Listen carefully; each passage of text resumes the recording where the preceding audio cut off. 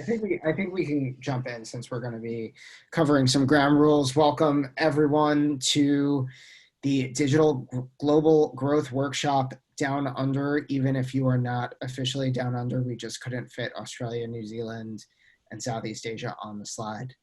I'm Dan Felstein, Director of Marketing at ironSource. We have a fantastic panel with us today.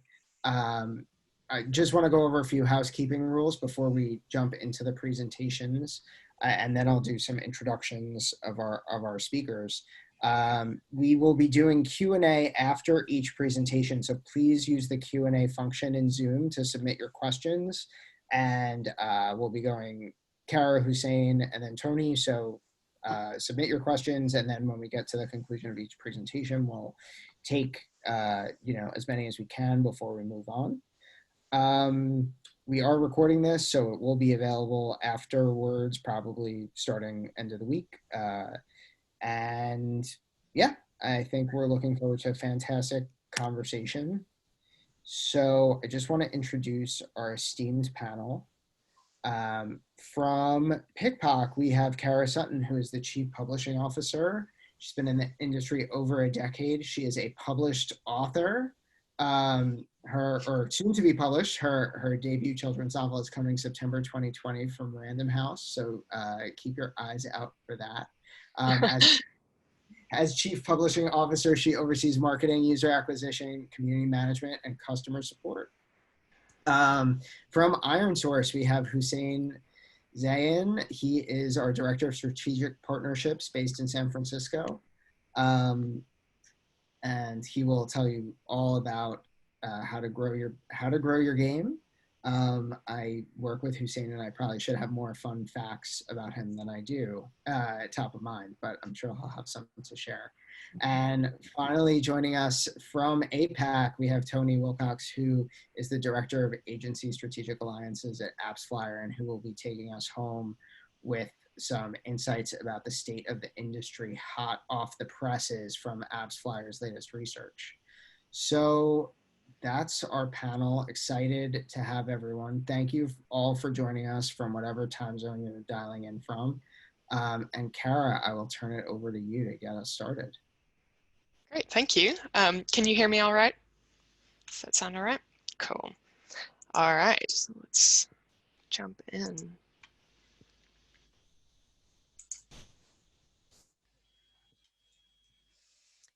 Great, so today I'm going to be talking to you about one of our games, Rival Stars Horse Racing. So as Dan said, I'm Karah Sutton. I'm the Chief Publishing Officer for PikPok, and we're based here in Wellington, New Zealand. So you can see it's a nice sunny winter day here. So Rival Stars Horse Racing is one of our flagship titles. It released in 2019. So I'm going to talk you through a bit how the title came about and what the events that occurred that caused us to actually change directions with the future road mapping for the title, and some of the exciting learnings that we got out of that.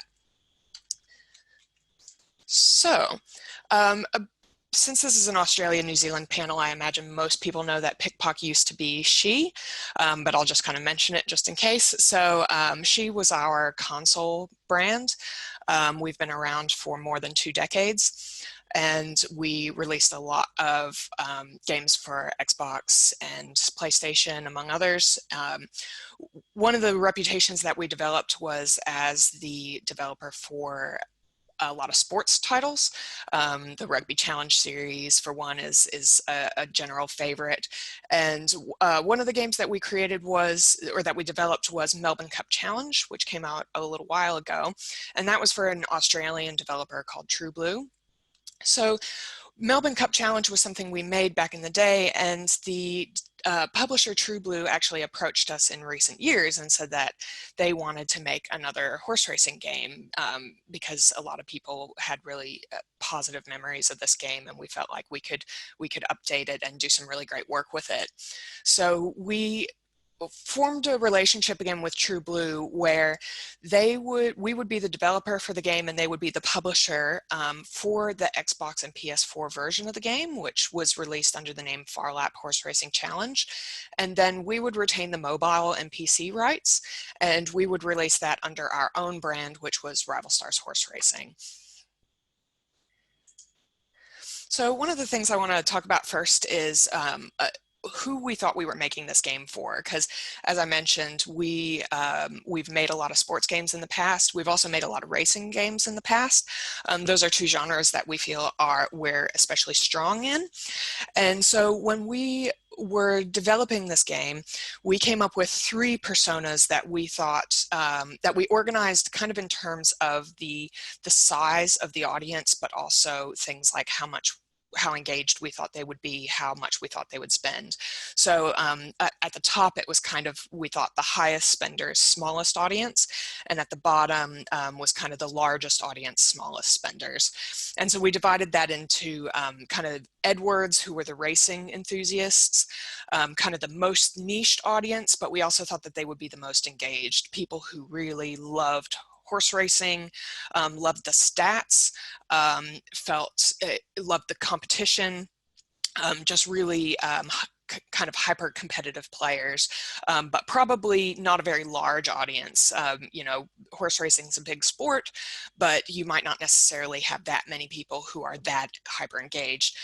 So we kind of broadened it out into the Davids, or Davos, who we felt like were kind of general sports enthusiasts, would love the ability to be competitive and to kind of optimize their horses in the game, but also love kind of the social aspects of sports. So we felt like things like competing in live events would be really exciting to them. And then the third persona was the Heathers. And Heathers were people who loved horses just in general, maybe play games like Star Stables or Horsehaven. One of the challenges that we thought with the Heathers was that there is a bit of a divide among people who love horses about whether or not they're comfortable with horse racing or not. You know, for various reasons, there are people who love horses but are like other kinds of equestrian sports that don't include horse racing. So we considered our Heathers as people who love horses and don't mind horse racing. So they might occasionally go to the races, but they're not hyper competitive about it. But one of the key things was that they wanted a horse game that was intended for adults. A lot of the horse games on the market have kind of very My Little Pony looking horses, very stylized looking art and animations. And so we wanted to focus on a horse game that was quite realistic looking, especially because we were developing this for console. We felt like that offered the opportunity to get the graphics really kind of a console quality, and then port that over into the mobile version as well. So you can see what we kind of came up with. The general loop of the game is that there's a narrative where you have inherited your grandfather's horse ranch and stables. The backstory where he had an accident and the family's reputation fell by the wayside, and so you've inherited your ranch and you're trying to build it up so that it becomes the legendary horse ranch of old, and you're breeding and training champion race horses. So the key game loop is that you collect horses in your stables. You can breed them either between your own horses or with kind of guest horses. And so you breed your horses, you train them, and then you race them. And via racing, you earn currency to help you breed more horses. So that's the key loop there. And there's other things where, like I said, you can participate in live events. You can also upgrade your ranch and your stables as well. But yeah, the key thing there is the breeding to go into the racing. So yeah, so we soft launched this game in December of 2018 and ultimately hard launched in April of 2019. This was actually quite a long soft launch for us. In the past, we have done kind of short soft launches, maybe a couple months. So having it, this makes it sound, it's still only 4 months really here, but that was actually longer than we'd done before.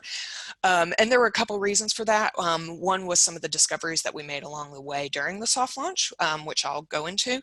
But another thing was just we wanted to make sure that with that Farlap game releasing on Xbox and PS4 as well, that we kind of gave that game its space to shine, and then we could follow up later without kind of cannibalizing their audience. So yeah,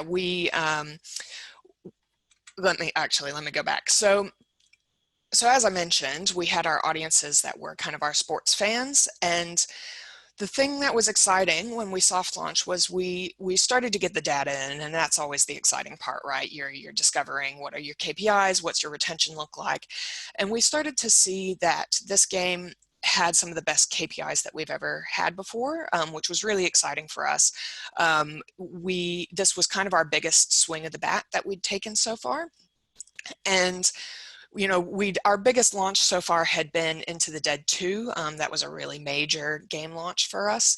But obviously that was the continuation of a franchise, and there was a lot of hype and expectation built up before that game launched. Whereas this was something completely new in a genre that we had never done on mobile before. And for an audience that we weren't quite sure how they were going to behave. You know, we had our ideas, but there were a lot of new things for us. We felt confident in the quality of the game itself, especially because we had done Melbourne Cup Challenge before. But yeah, just how the game was going to perform for a mobile audience was a bit of an unknown for us. So as we went into the soft launch, we started getting more data through. And one of the first things we found was, even though a lot of our games at PikPok tend to be heavily male skewed, that this game was actually about 50-50, even leaning towards female. Now that's not terribly surprising based on the personas that I mentioned. You know, we thought that the Heathers were going to be the largest in volume, but not necessarily the most engaged. So for it to have a larger female audience wasn't necessarily a surprise for us, but it was unusual for us. So that was something that was exciting to see. But the thing that did surprise us was as we started doing our UA testing, and we did much more robust UA testing than we'd ever done before. What we did find was that actually the Heathers were the highest spenders of the group. They were the most engaged, kind of across age groups, especially millennials and younger, which was pretty extraordinary.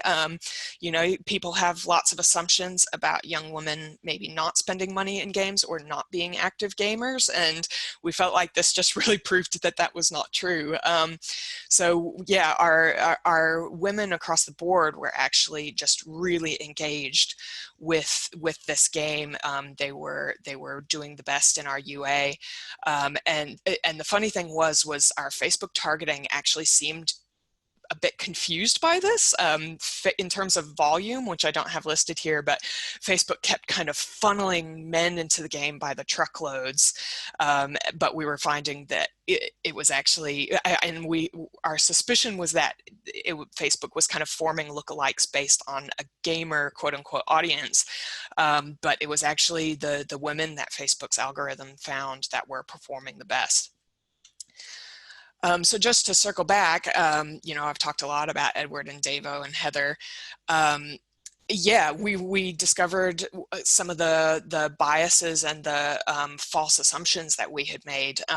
One of the things that came up as we were discovering all of this was somebody made the comment of, why would we ever assume that people who are into horses wouldn't spend money? Because it's actually it's kind of a sport that tends to be most among people of a certain socioeconomic status, maybe have a bit more spare income that they might devote to gaming.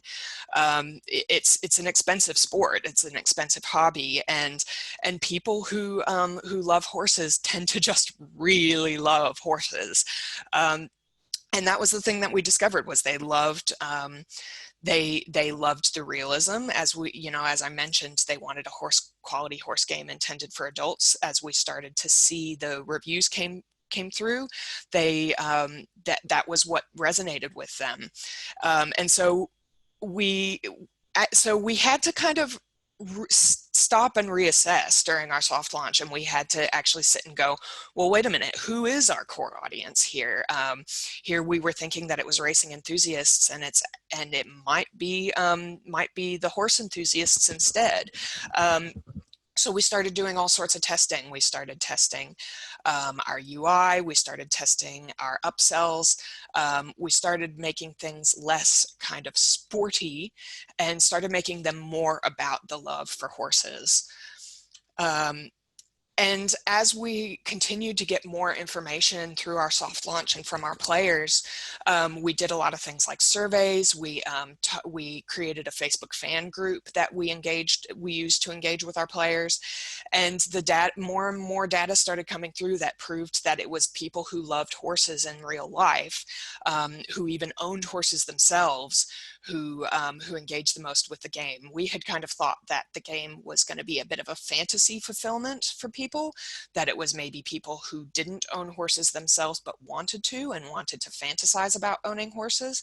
But that actually wasn't the case. It was people who had horses themselves, who loved horses, and who did a lot of riding in their own time, did a lot of equestrian sports in their own time.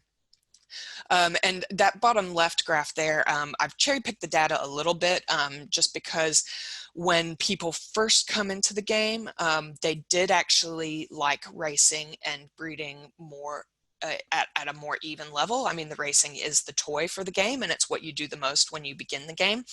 But once you get deeper into the funnel, it was definitely the breeding that won out. That was what kept people coming back. They loved getting all these different coats and patterns and colors. They tried to, and because of that element of randomness, because of the genetics of the horses, and we had a pretty sophisticated breeding genetics kind of tree set up within the game. So it meant that people were really looking at the genetics of each horse, and they were figuring out how it worked, and they were figuring out not just how to optimize how their horse looked, but also get the perfect stats that they wanted as well. But the funny thing was they wanted the perfect stats just for the collection of having a perfect stat horse, rather than because they wanted to race a perfect stat horse. So that was the thing that was really exciting for us to discover. As I mentioned, they were horse lovers, so it also meant that we got a lot of quite intense feedback from people who know horses really well. As I said, we wanted this to be a game that just looked really beautiful and looked really sophisticated. And these are actually motion capture horse animations, which was pretty exciting. I'll just play this one more time. So yeah, people loved the fact that the horses ran like real horses, and that's because it is real horses running.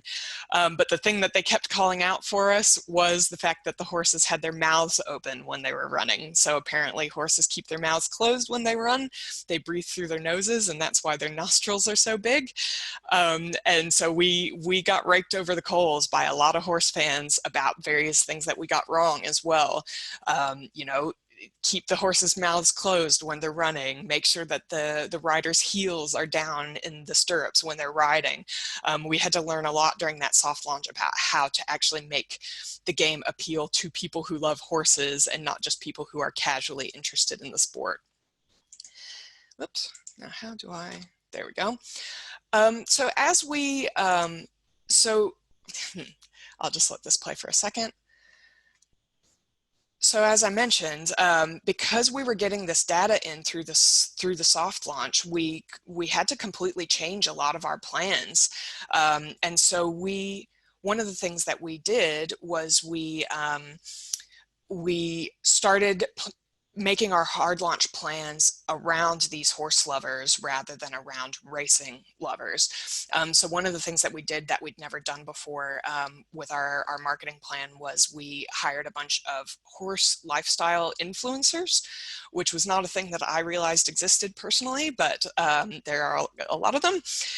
So these are people who ride their horses on YouTube, who talk about their training, talk about their breeding. And the thing was because a lot of these influencers were people who had never gotten sponsorships before. They were super excited and enthusiastic about helping to sell the game.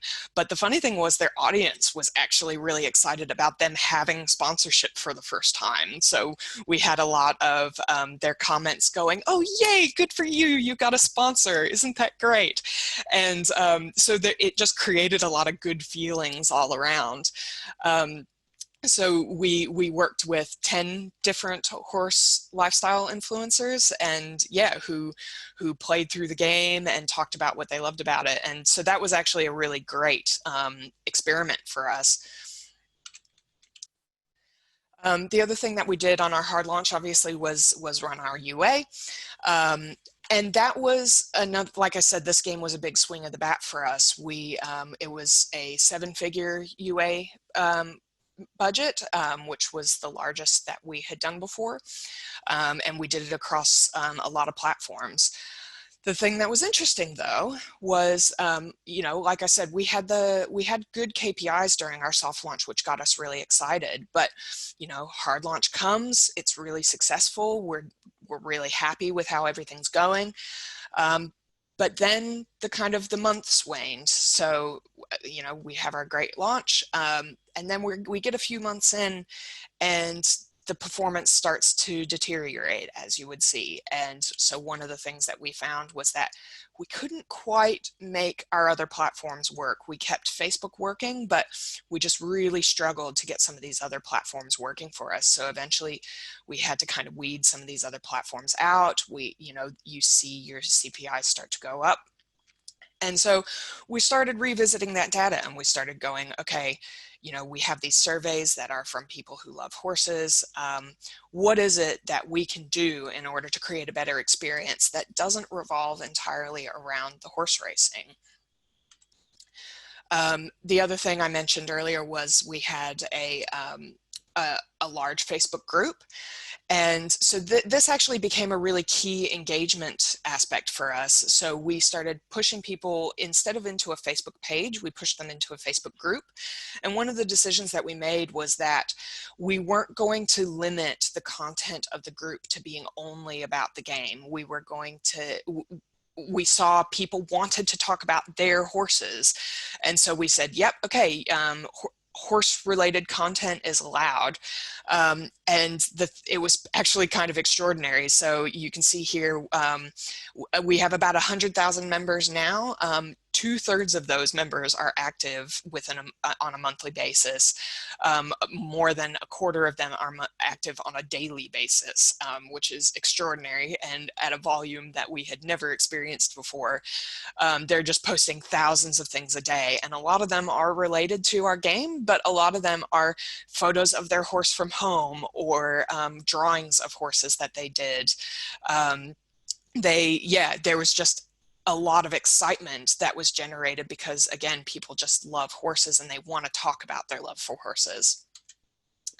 So as we began to develop the game further and solidify our roadmap after hard launch, we did start developing features that focused on that horse lifestyle. So we started allowing people to collect different bridles and saddles. One of the things we added was the ability to see your horse in AR, so that you could take photos of it alongside your other horses. So just to give you a glimpse of what that looks like, I'm pretty proud of this. It's actually kind of amazing how real our horses look compared to the real horses. So fans had a lot of fun with that. They loved sharing photos of their horses from the game, but also photos of their real horses. Whew. mute that, sorry. So the key thing that we added though in terms of our subsequent features was the ability to, we'd always had breeding as part of the game, but you never saw the baby horses when you bred them. They kind of walked onto the game as adult horses. And that was because the assumption was you were breeding in order to race. So we thought, oh, you don't want to wait. You don't want timers in order to race your horse. You want a fully sized adult racehorse that you can then keep racing.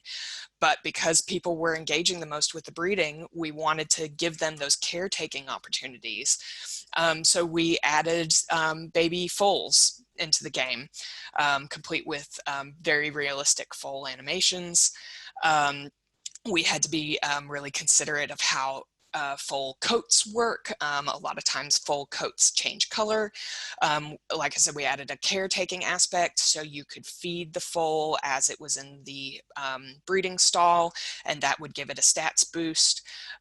So yeah, we added this whole giant feature into the game about 6 months after the game launched. And the thing that was extraordinary was when I'd mentioned that our performance was starting to kind of taper off a bit. Well, when we launched foals, that's the red line there, these are our CPIs. Our CPIs went down and they stayed down.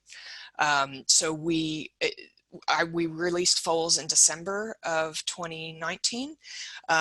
They went down at Christmas, which is kind of amazing, and they stayed down, and they stayed down for several months, and then kind of the pandemic hit, and your KPIs are all over the place.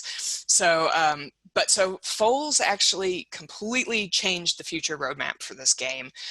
We had been starting to worry about where the future of our UA was going to go, and then foals hit, and suddenly we just had this wealth of creatives that just resonated with this audience. And so people were clicking on the creatives more, but they were also installing more, and they were engaging with the game longer, because the foals really spoke to the aspects of the game that people loved.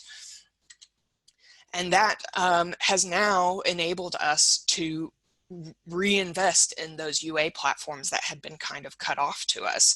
Pinterest being, kind of a female-centric, very visual platform, for example.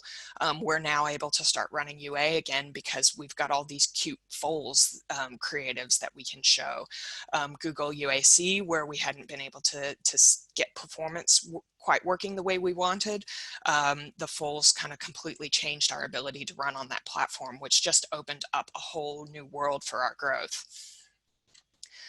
So I guess just to kind of quickly summarize, a lot of these aren't going to be kind of revolutionary ideas, but I think it was just nice to have this experience really solidify them for us. So things like making sure that your soft launch is actually long enough to make changes if you need to. Really using the data, but also not being afraid to just completely wipe the slate clean. I mean, we made a lot of changes in the game itself during the soft launch, but we also basically rewrote our roadmaps off the back of the data. So the game, a year out, we're a year and a bit out from launch now, is completely different from what we thought it was going to be a year ago. And that's it. So yeah, I'll look forward. I haven't been checking your questions while I've been talking, but I'll look forward to hearing what you have to say, and I'm happy to answer questions after. And I just want to say thank you again for hosting me, ironSource and AppsFlyer. It's been really fun. Of course, this was fantastic, and we actually do have quite a few. I'd say we have 4 or 5 questions that came in. Not sure if you can see them. I think one to start with is actually starting with the soft launch. You mentioned that you were testing KPIs. What were some of those specific KPIs you tested during soft launch? Yeah, I mean, retention was a big one for us. That's something where we've struggled a bit with our games in the past. Our day 1 retention tends to be less than 50% across a lot of our games. So that was a big one for us, but actually just our ARPDAUs as well. How much this game had a much more robust economy than some of our games in the past. And so our ARPDAUs were definitely stronger for this game. So the fact that we had stronger ARPDAUs and stronger retention just meant that we were seeing higher LTVs than we'd seen before. Awesome. And then I'll just run down the list. So horse racing is premium on Steam. How is the split between mobile and PC revenue? Yeah, that's been really interesting. So there was a bit of concern whether we would see any cannibalization when we launched the Steam version, but we've been delving into those numbers, and we've actually found that not to be the case.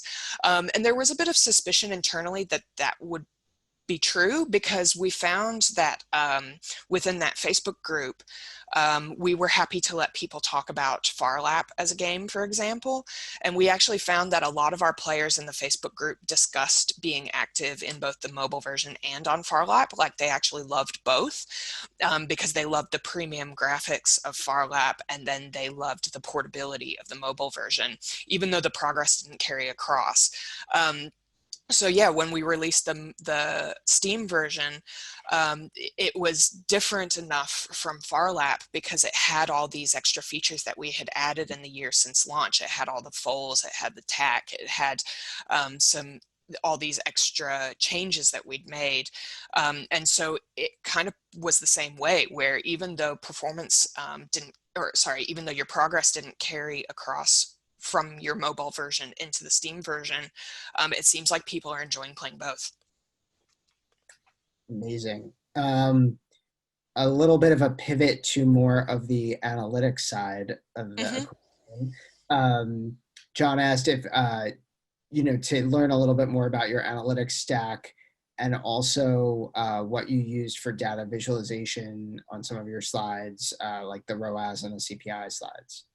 So yeah, so we actually have a full analytics team. So I'm probably not the best person to speak to how our analytics works precisely.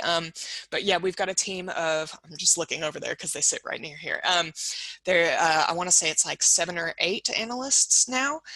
So we had a couple full-time analysts on this game.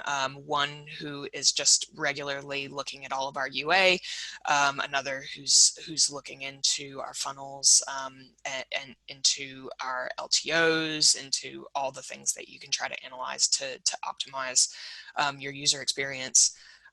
So yeah, I know we use AppsFlyer, and we kind of funnel everything for our UA into AppSumer. But as far as like one of the charts there with the kind of male-female split, that was data that's been funneled into Tableau, and our analysts are making custom reports on. Great. Zoe had a two-part question. One is how you approached the influencers in terms of ROAS, and how you tracked it, and if you're willing, what you're willing to share approximately, Sure. or cost and audience. Yeah, so we worked with 2 influencer agencies. We worked with one called Pixely and one called Kairos. Pixely is an American company and Kairos is an English one. So they were the ones who reached out to the influencers first. They both had kind of are connected as partners via AppsFlyer. So they were actually able to set up tracking links in AppsFlyer themselves, and then they distributed those tracking links to the influencers. And then, so the influencers would say, click the link in the description. One of the things that we did find was that both Pixely and Karah said that you are going to see a certain amount of organic uplift. YouTube actually kind of buries the tracking link. If you look in the app, you actually don't see the description at all unless you scroll below like a whole bunch of stuff. So there was a pretty big assumption there that that people would not necessarily click on the link, and that they would see the shout out and then they would go and Google it themselves.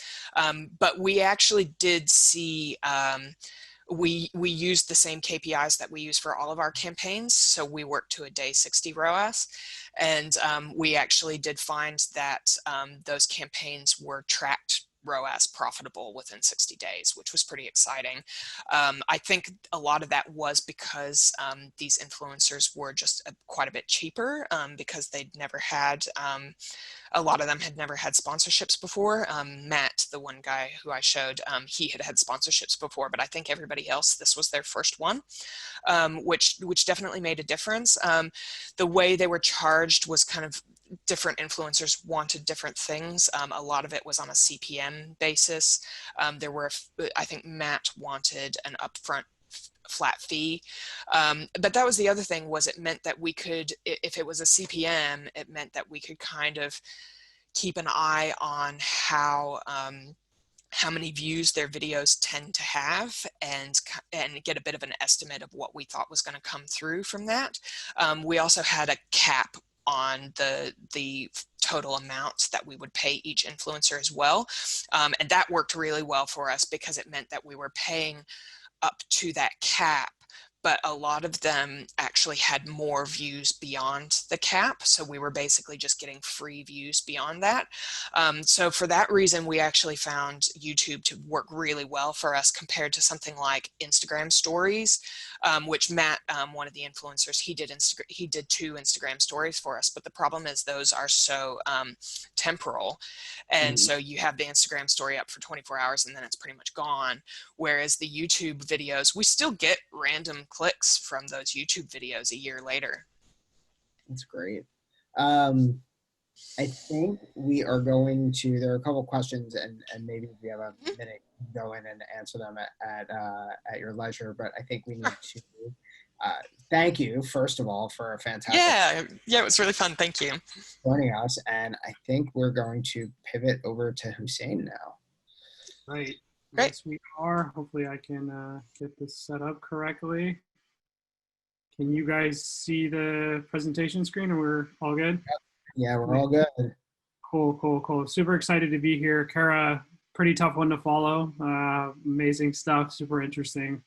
Really cool to hear about the racing launch. So yeah, today I'm going to talk a little bit about kind of kind of similar to what Karah talked about, but in terms of how to market and scale a game, how to succeed with a new launch. Again, my name is Hussein Zayan. I manage our unified account management team at ironSource. So I see a lot of games in and out every day. So I'm going to try to give you some best practices here. So this is the agenda, some of the things we'll talk about. I do think it's going to be important to kind of set the stage and talk about the market and the evolution of the market, the trends that we've seen. Go into a little bit about the framework for evaluating marketability, what marketability is, the famous equation, and then we have a case study with a developer, Playside. We'll talk about a case study with them, just kind of put all this into some real action and go from there. So I think it's one of the things that stands out to me, and I think that's important to understand here is kind of the impact on UA in today's market.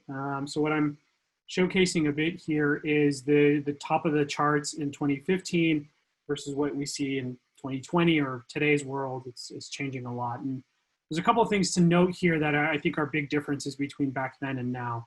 What you'll notice on the left in 2015 was the main games at the top of the charts were big IPs, heavily invested games, Clash of Clans, Candy Crush, so those type of big titles with tons of downloads. You could see the number of downloads almost at the 20 million.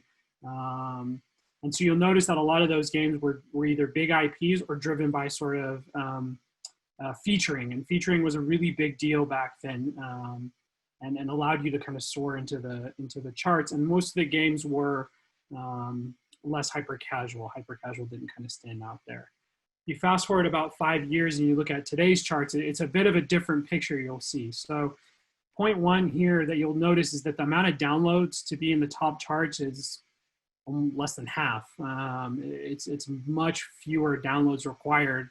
The App Store is volatile. It's moving up and down quite a bit. And the new game is sort of rising in a different pattern. You'll also notice that it's not really, generally speaking, big IPs, although we see that Subway Surfers is doing well even 5 years later. You'll notice that it's a lot of either hyper casual games, very nuanced games, and they're moving in and out, and it's less about the IP.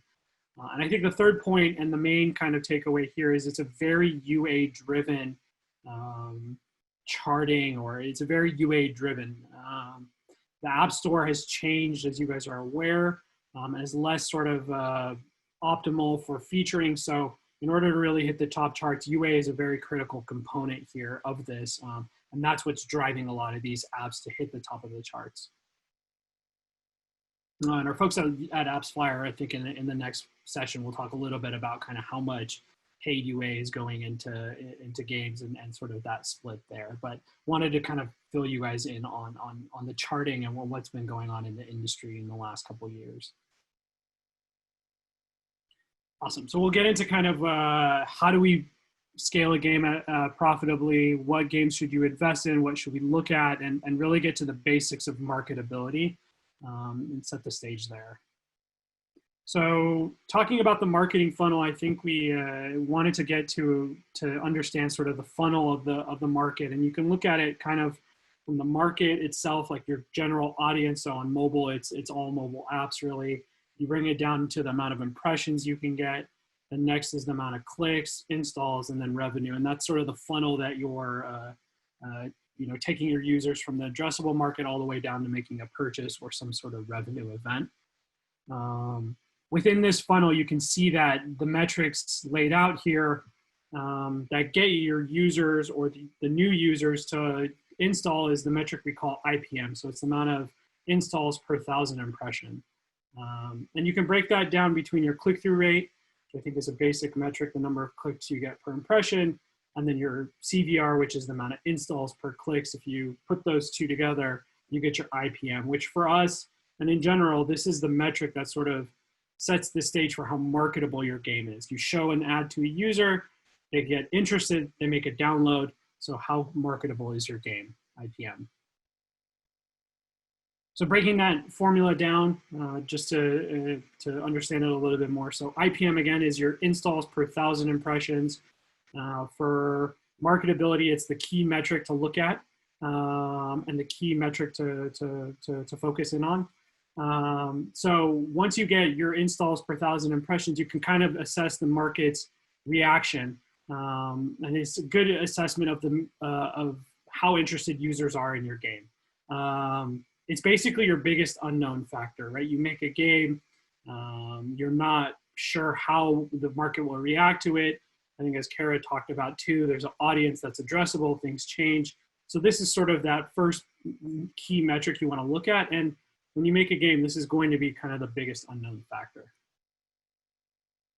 So when we take a look at IPMs, when you're launching a game, you're creating a game, you obviously want to target an IPM and obviously you want to achieve something as high as you can. But one of the things that we're looking at ironSource here and that we provide to a lot of our partners is a benchmark for an IPM, right? You need to sort of know where your numbers need to be and get a good benchmark for where you're at. So you can see here within a ton of genres, there's a benchmark to look at.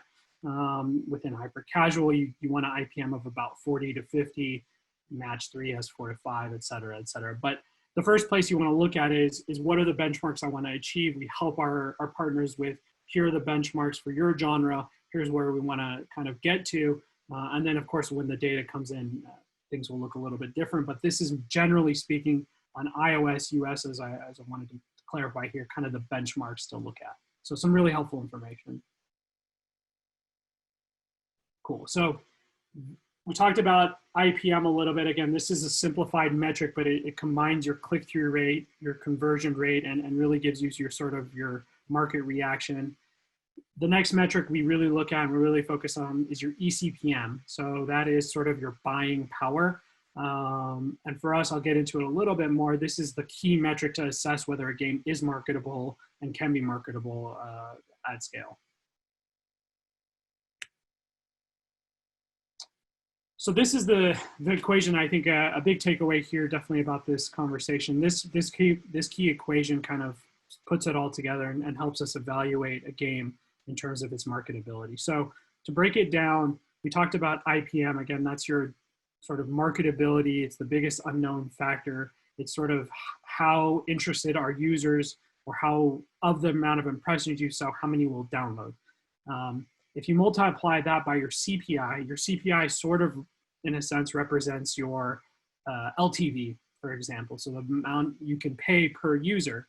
So if you multiply your CPI by your IPM, you get your eCPM. And that eCPM, as I mentioned before, is sort of your buying power within a certain network or platform.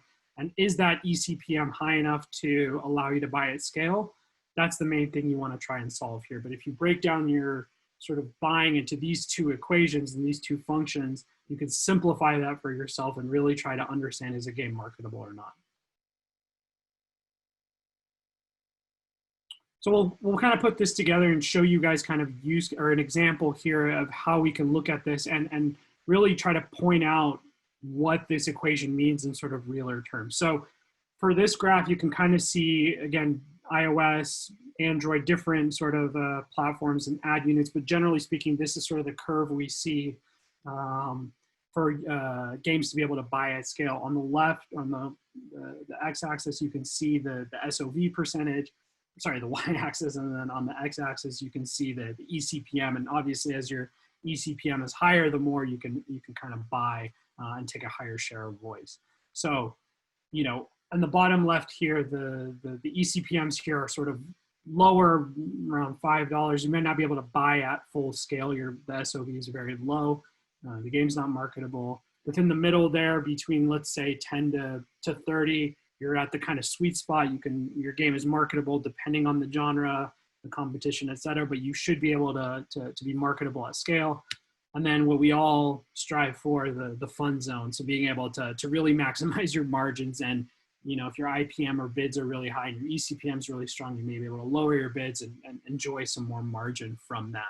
And that's the fun zone. That's where we all want to get to. But if we take that and look at an example of two different games, you can kind of see what we're getting at here. You would assume, you know, that game A, which we'll look at in the bottom left column, most marketers, I think, or most game developers, they'll see a game like game A and say, oh, it's got a $1 CPI, which represents your LTV. And they would assume this game has got a great LTV. It's got to work. We think it can be really scalable. But then that unknown factor of an IPM, and in this case, being only 5, it really doesn't allow this game to scale. It's not that marketable. So the audience size is too small, even though maybe the LTV is a bit higher. On the inverse, to show an extreme example, developers may kill game B with an LTV of 20 cents, but without really testing the marketability of the game, putting creative out there, you know, the IPM in this game is 50. So it actually allows them to buy at scale. That eCPM is strong enough. And going further back to the slide of the charts, a lot of the games in the top 10, 15, 20 are sort of dominated by this sort of equation, like low CPI, high IPM. So it's really important to kind of understand both metrics. I think people are very focused on the CPI or LTV, and I think that's definitely important. But I think in order to launch a game and really understand if you can scale, you need to understand the IPM and then balance those two together to see what your eCPM looks like and can you buy at scale. So how do I maximize my IPM? I think Karah talked a bit about kind of how to maximize the CPI. I think, you know, she was able to give an example of what they did to do that. I think that's great. On our end, we can talk a little bit about how do I maximize my IPM and what are some ways we can do that. Creative. This is definitely the biggest piece here for maximizing your IPM. But one thing I do want to highlight and note to you guys that IPM is more than just creative. There are a couple of things that you can look at to maximize your IPM. Remember, you want, from that moment the user sees an ad to install, you want to make sure that that is frictionless as possible. It's as smooth as possible, and everything in between is, you know, very seamless. So with that said, things like ASO, App Store optimization, making sure your App Store, your game icon, your rating, the video, the screenshots, all that is optimized. It represents maybe the video and it represents the game, and it's very seamless.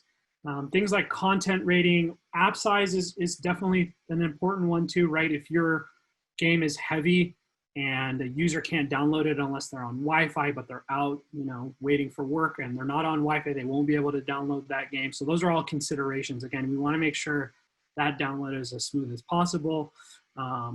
Definitely fraud, making sure that you're buying on good, clean channels, and could affect your IPM. And then things like attribution, making sure you're assigning the right click windows, VTA windows, all those things, again, just to make sure that that process from impression to install is as smooth as possible. And then last but certainly not least, creative, which I'll talk a little bit about. So one of the things at ironSource that we have is we have a large creative studio, Playworks. It's about a 50+ team in Ukraine. They're a machine. They make a ton of creative for our clients. So I wanted to showcase a couple of examples here of the type of creatives we do. So we do playable ads. You can see that on the top left. I think playable ads are sort of what they describe. You get a chance to play the game, get an interaction touch point for the user. We do videos as well. Interactive end cards on the bottom right are definitely one of the things that we do a lot. This is sort of pairing, you know, a little portion or an end card to the video. So for example, here you could see a slider where the user kind of gets a chance to interact with the end part of the video, gets them more excited about the game, and then, you know, helps with the click through. And then a video playable, which takes the concept of video and playables and puts them together. So the user gets one interaction point, they see a video, another interaction point, they see a video. So it's a little bit of a mix of the two, but, you know, in general, our team is doing a lot of work on the creative side and a lot of unique things to try to boost up the IPMs and make creative really exciting for the audience. And one of the things that we're doing, I think is super exciting and super interesting, is in-ad data. So I'll talk a little bit about this. Definitely a super exciting thing that we're developing and we're working with on. But basically, we're taking the IPM and the click-through rate and the CVR one step further and putting more metrics to it. So we are looking at the funnel of the user from that impression point and that touch point, and really assessing different metrics within that. So for example, what are the percentage of users within a playable that win that click and lose that click? Or how difficult should we make the game? Where are they dropping off in the engagement point? All these different variants are part of the in-ad data we look at that really allow you to understand every single touch point within that user flow. And we really want to maximize that. So we'll showcase kind of an example here. You can see, like, when a user sees an ad, there's an engagement point, but we have certain percentages where, you know, people who lose the game actually are more likely to click and follow through and continue to play. People who win aren't as likely. People who convert from win are more likely to play even further. Like, there's a lot of different metrics we can play in on this and look at, and our goal is really to serve the right type of ad to the right type of user, and use these data points to optimize that flow. Again, all tying back to the IPM with the goal of making the IPM sort of as high as possible and showing the most relevant ad to the most relevant user. So this stuff is really cool, and some of the stuff that we're working on to be able to really understand the touch points within the user journey within that creative.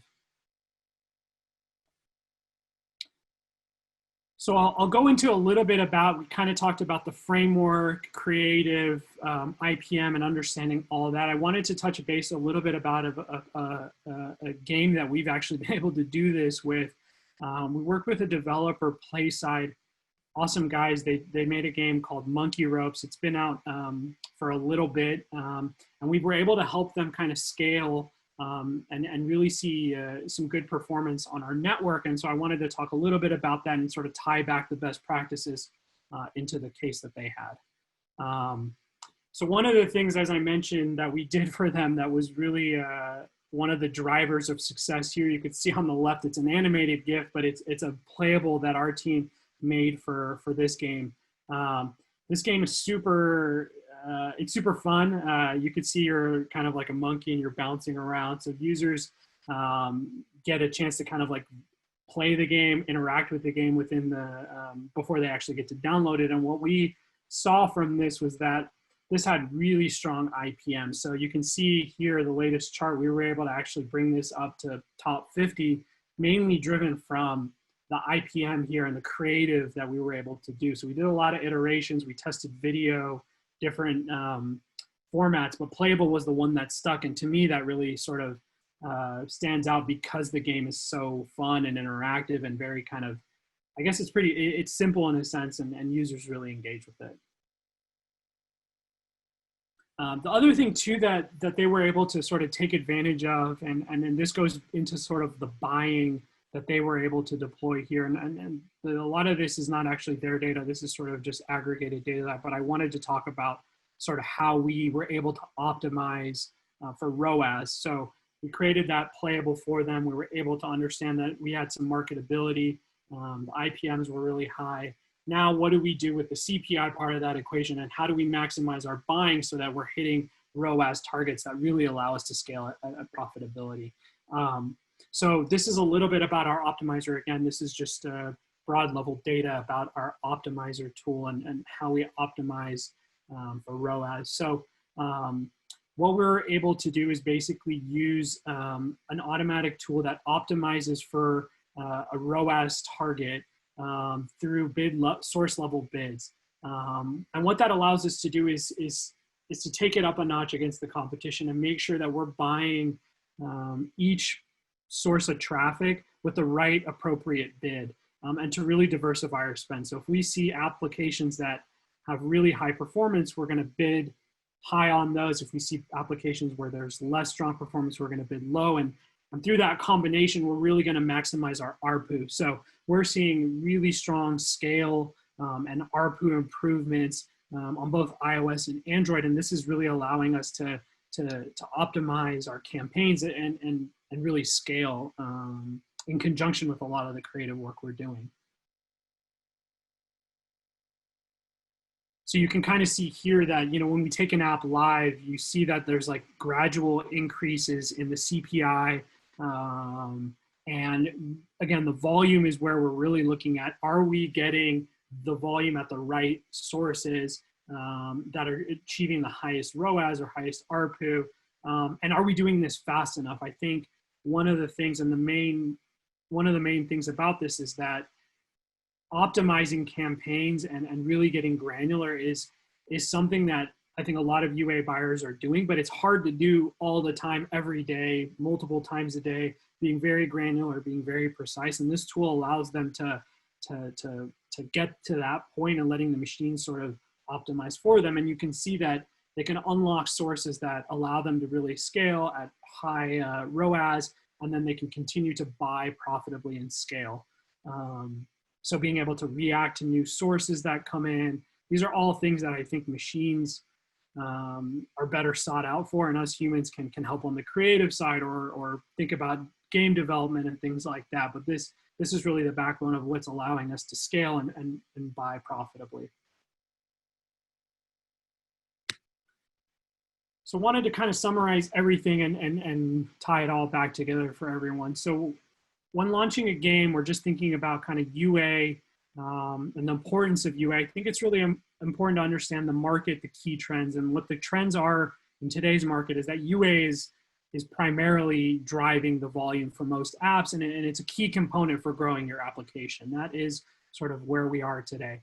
I think what potentially may have not worked, I think Karah even mentioned that with her game, she was iterating and made changes, and I think this is sort of the same thing. What didn't work before, you know, may not work now, but may work in the future. And it's always about iterating and testing and making sure you're seeing the full scope of things. And I think measuring out your LTV as well as looking at IPM, so you know this basic equation.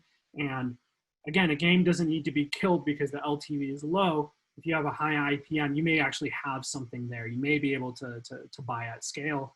That famous equation, bid times IPM equals CPM, definitely something to keep in mind. Remember to keep both sides of that equation top of mind when you're testing out a game.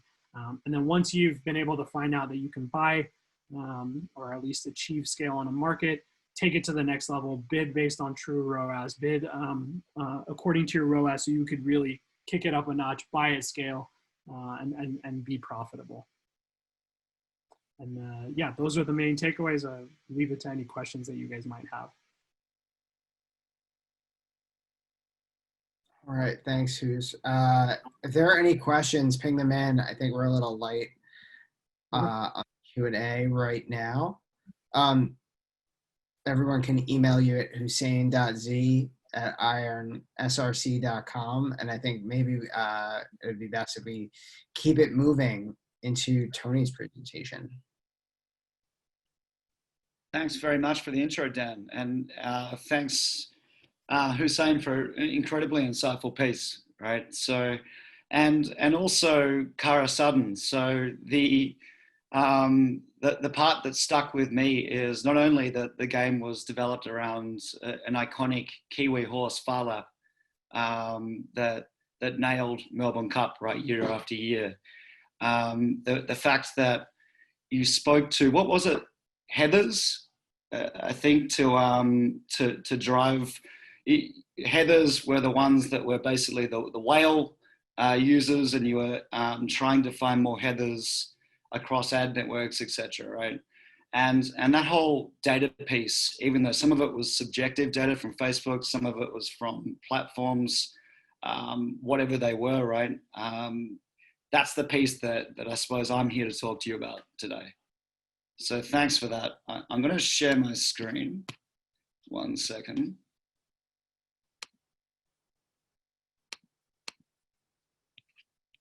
Oh, fail. One moment.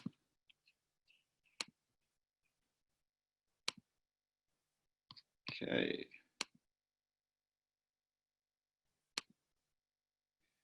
Okay, good to go. So what we've done, well, what the team's done is pulled together some data from AppsFlyer, right? So I'm Tony Wilcox, Director of Agency Alliances, work and live in Bangkok, am Australian for the moment, stuck here, planning to move back pretty soon to open up the office in Australia. We've pulled together a report on the state of gaming for app marketing for H1 2020. And I'm really excited to have a chat to you about this. It's global data. This is the first time we're speaking to the gaming audience in Australia and New Zealand specifically. But I suppose this is put together so you can look at a very, very high level view. You'll probably want to get more into the nuts and bolts, but we can sort of cover that off independently afterwards. It's a high level view of what the growth is over the last 6 months. And if we have a think about what's happened in the last 6 months, in a word, COVID-19, right? So in the gaming vertical, even though it's desecrated financial markets and many other things, in the gaming vertical, we've seen hyper growth, right? And even after a period in 2019 when we were already growing incredibly well, right? So without further ado, I'm going to get into this data. So the agenda for the insights today is global growth. So what are the leading countries growing over the last 6 months in terms of install? Then we deep dive into the top 3 countries globally and work out a little bit on the how they're growing. And then lastly, we dive into performance KPIs. So things like retention, uninstalls, etc. Right? So again, all of this data is pulled from AppsFlyer, right? We do provide industry reports when there's enough data. Definitely in the gaming industry, there's tons of data here, but here you go. So all the reports I'm about to show you are split between 5 gaming verticals. So hyper casual, casual, mid-core, hardcore, and social casino. So if I jump down here to the heat map, we've got 0% growth all the way up to 260% growth. So let's move through this slightly for hyper casual. So I'll jump to 100% growth. We can see Central America and Brazil popping up in the results, right? So Central America, gaming also across the whole mobile industry is booming in Central America, and we're seeing some incredible stories come from that market. Brazil, right, we're seeing it across all gaming verticals, not just hyper casual. They're popping up in results, right? So a very strong region, something to look out for. Competition's high, but not as high as other regions, right? So there's tons of opportunities there. If we skip ahead to 160% plus, North America pops up. So North America, high CPIs, incredibly competitive, right? The need for paid acquisition, which we'll see later, is critical to success in this region, right? But if you have a look at this stat, it's 160% growth on a market that's already mature. You know, that's massive. Australia is punching above its weight here. So go Aussies. I think it's 180% growth or 180% plus growth in Australia. Not known as a high volume market, right? But it comes in at number 7 globally for growth. So we're not used to seeing those kind of growth stats for Australia, I suppose, across any vertical. Then we move into some of the other regions. Note here, most of these regions with high growth are hit pretty hard with COVID. You'll see that sort of flow throughout this report. Then we'll jump to the end. So UK, China, and Colombia. Maybe if I stop here on Colombia, obviously, kind of potentially a new market to the game for gaming. Massive growth, right? The situation is very unfortunate right now in terms of COVID numbers. There's a lot of people at home, a lot of people panicking. It's obviously a theme we see globally, but it's severely impacted this area. But as a result, we can see hyper growth in gaming, right? So there might be an opportunity there for you. Lastly, China, right? The globe's highest populated market, of course, right? And also it has the highest growth rate globally, okay? Now when we look at all gaming verticals, we start to see a pattern emerge. And that is, we can see 3 regions kind of bubbling to the top: China, India, and Brazil. Okay, so again, the first 2 countries are the highest populated globally. So not only are they the highest populated, they're the highest growth, right? So that's massive numbers. And next we get to see how, I suppose, these numbers came about. Lastly, here is Brazil, right? So Brazil, if you have a look through some of these, the columns here, they're popping up all over the place. So we definitely think it's something to watch for. And do take note of our insight for Central America and neighboring countries of Brazil, such as Colombia too. Basically, watch this space.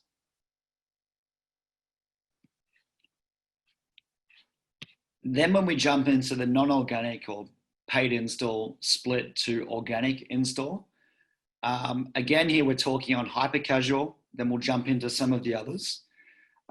This chart shows from January in the blue all the way to June in gray, okay? So if we have a look at Brazil to start off, we can see in January the split from paid to organic is 55% paid, right? And then it's moved up steadily as COVID cases have grown to 69%, right? So some major shifts. And as you've seen from the growth, they're big numbers. If we skip over to a neighboring region, US, we're seeing a similar trend, okay? Again, even bigger numbers, 64% paid, up to 73%. Now we think, and we think this is, with competition, with hyper growth, competition also grows, right? So this is what we see time and time again. Your paid often increases in those times. So it's all around, given paid's critical, it's all around being incremental and calculated in a UA approach. Then if we jump into hardcore, we're seeing kind of a more stable increase from, or a stable relationship with paid to organic from the January to June period. But I just wanted to show you this to show you the split in countries. Specifically Philippines and Vietnam, the paid rate is actually disproportionately high. And again, we think this, or we know this is because of competition, increased competition in these markets, okay? Social casino, we're used to seeing high paid rates in social casino, but it is a similar pattern here. You can see from Jan to June in Brazil, a major increase. So from 56% all the way up to 67% in paid for Brazil social casino, okay? Now let's deep dive into China, India, and Brazil, given that are top 3 markets. So the chart that I'm showing you here is focused on gaming hyper casual. In the blue, we've got non-organic installs, organic installs in the green, total sessions in the purple, and in-app revenue plus, and confirmed new cases of COVID lastly in gray, okay? So all of these next 4 charts will include the COVID figures, just so you can get a bit of a feel for what's going on in the world at the same time. So what we're seeing here is, if we have a look at revenue specifically, we're seeing fluctuations in in-app advertising and in-app purchasing around the time of COVID decrease and increases, right? Same thing for total sessions, and similar for non-organic install activity as well, okay? Which traditionally, and as you can see here, follows, the news comes out with COVID here around March 24th, and then the peak for paid follows mid-March, okay? Then we jump into India mid-core app revenue. So what we can see here, again, we're using the same metrics to show the relationship. India, I mean, obviously it's a terrible situation, right? The coronavirus has really kicked off throughout this period, right? And it seems to be getting steeper. Let's have a look at what's going on though with gaming in mid-core. You can see non-organic there's been a couple significant pumps into paid, and we think that is a response from advertisers after lockdown has occurred. Organic installs has steadily increased, as you would have expected when people are truly locked down in houses in India. Total sessions goes up quite significantly around this time in April. It was around the second lockdown, and total revenue has gone up around that time as well, okay? Then we jump into Brazil, right? So we all know the story that's happening with Brazil, right? Maybe it's even a steeper incline of cases. And the relationship here is quite neat between non-organic installs, organic installs, and total revenue and total sessions. So you can see the correlation. There's no point singling them out because they're all correlated, right? So as soon as the lockdowns occurred and the situation starts to get serious, paid mirrors organic installs, and that mirrors total sessions and total revenue, okay? So again, there were major growth numbers here, right? So the Brazilian gaming advertisers or advertisers that are spending in Brazil have been profiting from this severely. Now jumping into the performance KPIs. Stickiness or retention is rising after the June slowdown. So have a look at these figures. Let's focus on Brazil again. So in January, what we see here is that the average retention for a gamer is 2.9 days, and then it increases to 3.8 by June. Okay, there could be a few reasons for that. We might jump into them next, but this is a pattern we're seeing across the board here, right? We should be careful with the word slowdown, right? So I think what we're referring to is not the slowdown of COVID, but maybe the general tone in the gaming vertical is back to business, right? So as we know that this is the new normal, whatever you want to call it, UA strategies have been restructured, retargeting might have picked up, which is where we think some of the wins have come from here. And you'll start to see retention increase as we pay attention to this new normal and shift our UA strategies and retention strategies according to that. Okay. Revenue from ads overall is on the rise. Okay, so those that are investing or those that have set up to run in-app advertising as gamers, as gaming advertisers, have profited from this, right? So in casual, we've moved up from 70% to 80%, a huge increase in social casino from around 9.4% to 60%. Basically, across the board, we are seeing in-app advertising revenue on the increase in the last 6 months. Share of paying users has slightly picked up in May, right? So again, these are measurements you can pick up from our platform, and they're all dependent on what the advertisers have set up, right? So if you're optimized for in-app advertising, if you're optimized to measure all of these revenue events, this is what we're picking up. So there's been an increase in paying users around May.